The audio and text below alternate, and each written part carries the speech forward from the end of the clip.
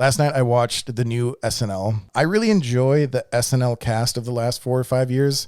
I really like Beck Bennett and Kenan Thompson and Kate McKinnon and Cecily Strong. And so there's so many really, really great performers on there that I think are super versatile. And I hope that a lot of them have careers, be it movie, film, or even just like writing, directing, behind the scenes or on camera.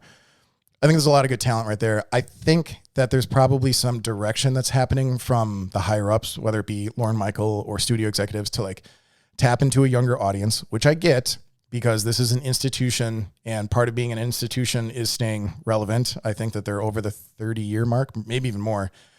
So part of that is like when you're writing skits, make sure that you're talking about relevant topical stuff that hopefully addresses or is funny or relevant to as many of the demographic. Like in one episode, you should probably try to hit the sweet spot of as many of your built-in demographics as possible. And I get that like something that I find funny or my mom finds funny is probably not going to be the same as what a, 14-year-old TikTok enthusiast finds funny. And all of those people in that 55-year age gap can enjoy the show. So I get that's a unique, special set of circumstances. That's a hard challenge to face. And I think they do a pretty good job of trying to address that every week.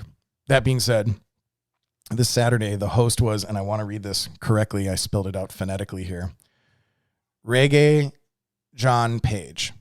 And I'd never heard of him before. He is from the show Bridgerton, which is like a steamy, spicy, sex-filled soap opera-y drama in a kind of, I think, like Elizabethan Victorian England. And I think there's been plenty of stories and movies and books told in this time period, and I think Americans really like it. And this is just like a more sex-driven version of it. But anyway, so this guy is like the main male lead of this show. And it doesn't bother me that I don't know Bridgerton. I don't think I'm the core demographic for it. What bothers me is that I looked at this guy's IMDb before recording this.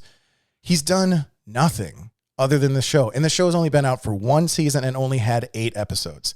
When you look at the average host that they have on SNL throughout the decades, these are established performers. And I get that you want to have a host that has the spotlight on them currently, or they have a new movie coming out or an important collaboration, or they just married a celebrity, or there's some sort of like gossip about them. Like you want relevancy and the like hotness of this person to be tied into the episode. I get that. But if you watch the episode, you will see that they're just putting all of their eggs in the Bridgerton basket. There's nothing else to rely on. And like, as someone who didn't watch that show, and I know that there's millions of people who did watch that show. I think it might have even broken some records in terms of just like Tiger King did and just like Bird Box did, like in terms of being watched by a lot of people. I think that there's probably more people, and there's millions in both groups, but there's probably more people who either haven't even seen Bridgerton or just don't give a fuck. And this was such a like targeted, it felt like the whole episode was basically just for people who have seen Bridgerton, which, given what I said 5 minutes ago about trying to check the boxes of the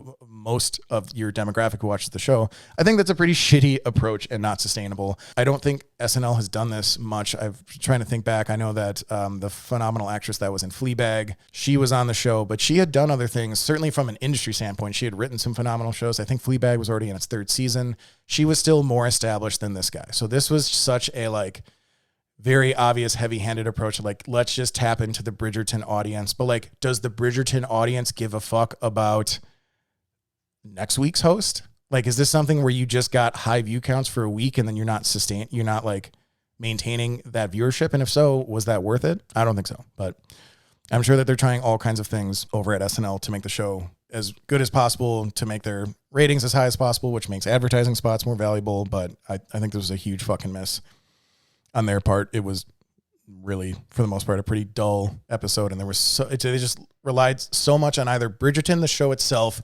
or the implication of how sexy this guy is, which again, if you haven't watched the show or don't care about it, it's not just because someone's attractive doesn't necessarily like, you're not going to just start watching the show and see this guy for the first time. You're like, oh man, I want to fuck this guy. That's why this episode's going to be great. That's a really high expectation that I don't think came to fruition.